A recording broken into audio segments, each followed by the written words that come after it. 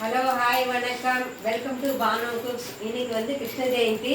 கிருஷ்ண ஜெயந்தியை பற்றி ரெண்டு இது கேட்டுண்டு அதுக்கப்புறமா அவருக்கு பூஜை பண்ணலான்ட்டு இருக்கோம். கிருஷ்ணர் வந்து வசுதேவை தேவகிக்கு வந்து செரசாலையில் பிறக்கிறார். ராத்திரி 12 மணிக்கு பிறக்கும்போது கிருஷ்ணர் வந்து 12 மணிக்கு பிறக்கும்போது அவதியான சூழ்நிலையில் பிறக்கிறாரு. அதுவும் செரசாலையில் பிறக்கும்போது எல்லாருமே வருத்தப்பட்டு தான் இருக்கிறாங்க. அப்போ வந்து எப்பவுமே தாய் மாமனை வந்து வதம் பண்ணிட்டு தான் நான் பிறப்பேங்கிற ஒரு சபதம் எடுத்துட்டு அவர் பிறக்கிறாரு. தாய் மாமனை வதம் பண்ணணுங்கிறதுனால அந்த ரோகிணி நட்சத்திரத்தில் பிறக்கிறாரு. அதனால தான் எல்லாரும் சொல்லுவாங்க, ரோகிணி நட்சத்திரத்தில் பிறந்தா தாய் மாமன்களுக்கு இது பரிகாரம் பண்ணணும்னு சொல்லுவாங்க.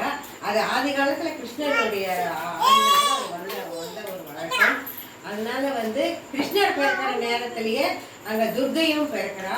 துர்கையும் கிருஷ்ணரை வந்து எப்படியோ தூக்கிட்டு போய் அவர் வதம் பண்ணணும்ட்டு கம்சன் இருக்கும்போது அவர் வதம் பண்ணுறதுக்கு நான் ரெடியாக இருக்கேன்னு சொல்லிட்டு கிருஷ்ணரும் ரெடியாக இருக்காரு. அதே சமயத்தில் துர்கையும் இது பண்ணுறா. அதனால வந்து தசராவில் வந்து துர்காஷ்டமியும் கிருஷ்ண ஜெயந்தியில் வந்து கிருஷ்ணரும் இது மாதிரி ரெண்டு பேருமே ஒரே சரிசமமாக இருக்கிறதுனால ரெண்டு பேரையுமே வச்சு நல்ல ஒரு பண்டிகை கொண்டாடுறாங்க. அதே சமயத்தில் கிருஷ்ணருக்கு வந்து மதுரா, உடுப்பி கிருஷ்ணர், அப்புறம் வந்து பண்டரிபுரத்தில் வந்து தீபாவளிக்கு ரொம்ப விசேஷமாக கொண்டாடுவாங்க. விட்டல்நாதர் வந்து அவருக்கு ரொம்ப ஒரு ஃப்ரெண்டு. விட்டல்நாதர் வந்து அவர் ஃப்ரெண்டாக இருந்துட்டு உனக்கு வந்து நான் பக்தி சேவத்தான இருந்துட்டுருக்கேன், அவன் என்னை வந்து நீ தள்ளி அங்கே நின்னேன்னா நான் உனக்கு உன்னை நினச்சதெல்லாம் நான் செய்வேன்னு சொல்லும்போது ஒரு கல்லை விட்டே வீரார். அந்த கல் மேலே நிற்கிறது தான் பண்டரிபுரம் கிருஷ்ணர்.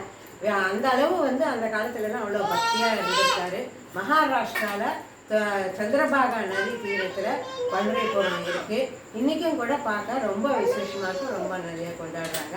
அதே மாதிரி மதுராவில் இன்றைக்கி வந்து யமுனா நதி 12 மணிக்கு ராத்திரி வழி விடுறது. அவரை வந்து இதில் சரசாலையிலேருந்து குழந்தை பிறந்ததும் தூக்கிட்டு வரும்போது அவர் யமுனா நதி ஆட்டோமேட்டிக்காகவே வழி விட்டு கொண்டு வந்து இதில் இவங்ககிட்ட வந்து சேர்க்குறாங்க. அதே ஒரு இதனால கிருஷ்ணர் வந்து ஒரு சந்தோஷமான செய்தினால பிறக்கிறதுனால எல்லாரையுமே சேர்ந்து ராத்திரி 12 மணிக்கு அந்த கிருஷ்ண ஜெயந்தியை கொண்டாடுறாங்க. கிருஷ்ண ஜெயந்தி கொண்டாடுறதுனால எல்லா வீட்லேயும் குழந்தைங்க பேரம் பேத்தி குழந்தை குட்டியோட ரொம்ப ஆசையாக நல்லா வளருவாங்கங்கிற ஒரு சந்தேகம். அதே மாதிரி கிருஷ்ணர் பிறக்கிறதுக்கு முன்னாடி முதல் நாள் வந்து கழுதைகள் எல்லாம் வெயிட் பண்ணிட்டு இருக்குமா. கழுதைகள் எல்லாம் வாசல்ல காப்பாத்திட்டதுனால கழுதைகள் கம்சடன்னு சொல்லி செய்வாங்க. கம்சனுக்கு வந்து அடை கட்டி போடுவாங்க. அந்த அடையை சாப்பிட்டுட்டே இருந்ததுனால கழுதை வந்து கத்தாது. குழந்தை வந்து ராத்திரி தூக்கிட்டு போகிறதுக்கு ரெடியாக இருக்கிறதுனால இன்னைக்கு வந்து முதல் நாள் சாயந்தரமே கம்சனுக்கு அடை தட்டி போட்டுருவாங்க. அது ஒரு சாஸ்திரம். இதெல்லாம் வந்து கிருஷ்ணருக்கு நம்மளே இது பண்ணி செஞ்சுக்கிறது, தானாக நடமாடுறதும் கூட பேரம் பேத்திகளோட எல்லாரும் நல்லா இருக்கணும்னு சொல்லி இந்த கிருஷ்ணருடைய ஃபங்க்ஷன் ரொம்ப நல்லா கொண்டாடுறது. எல்லா குட்டீஸுக்கு தான் ரொம்ப இன்னைக்கு சூர்யா நீலா குட்டீஸுக்கெல்லாம் நீலா அவங்களுக்கு பிடிச்சது. அப்போ நீலா கிருஷ்ணன் நீலா நீலா கிருஷ்ணருக்கு அதனால குழந்தைகளுக்கு பிடிச்சது வந்து வெண்ணெய், பால், தயிர்.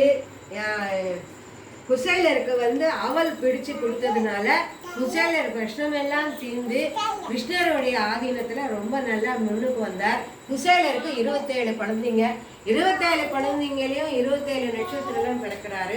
அதனால இந்த நட்சத்திரம் அந்த நட்சத்திரம்ட்டு இல்லாமல் 27 நட்சத்திரமும் ஒன்று போல இருக்கணும்னு வந்து எல்லாரும் நினைக்கிறது. மூலம் ஆகாது, ஆயிலும் ஆகாதுங்கிறது இல்லாமல் எல்லா நட்சத்திரங்களும் சமமாக பார்க்கறதுனால குச்சேலர் வந்து நல்ல வசதியாக நல்ல ஒரு ஐவில் கடைசியில் கிருஷ்ணர் கொண்டு வந்து அவரை நிப்பாட்டுறாரு. அதனால வந்து குச்சேலருக்கு கொடுத்தது ஒரு பிடி அவல். அதனால தான் நம்ம மெயினாக வந்து சுவாமிக்கு நைவேத்தியம் வைக்கிறது வெல்லம் அவல். வெல்லம் அவல் ரெடி பண்ணி வச்சுருக்கேன். பால், தயிர், வெண்ணெய், நீர்மோர், வடைப்பப்பு, முறுக்கு, வெள்ளைச்சீடை, உப்பு சீடை, சோமாசு, தட்டை, அப்புறம் தேங்காய் பழம், வெத்தலை பாக்கு இதெல்லாம் வச்சு சாமிக்கு கும்பிட்றோம். வந்து இதே மாதிரி எல்லாரும் வீட்டில் ஃபங்க்ஷன் பண்ணுவாங்கன்னு நினைக்கிறேன். இதே மாதிரி சந்தோஷமாக நடக்கணும். ஹாப்பி கிருஷ்ண ஜெயந்தி. சப்ஸ்கிரைப் பண்ணுங்கள், எல்லாருக்கும் வீடியோ இது பண்ணுங்க. நான் கொடுத்த கருத்துக்களையும் கொஞ்சம் நீங்கள் வந்து படித்து பார்த்துக்குங்க. ரொம்ப நன்றி, ரொம்ப தேங்க்ஸ்.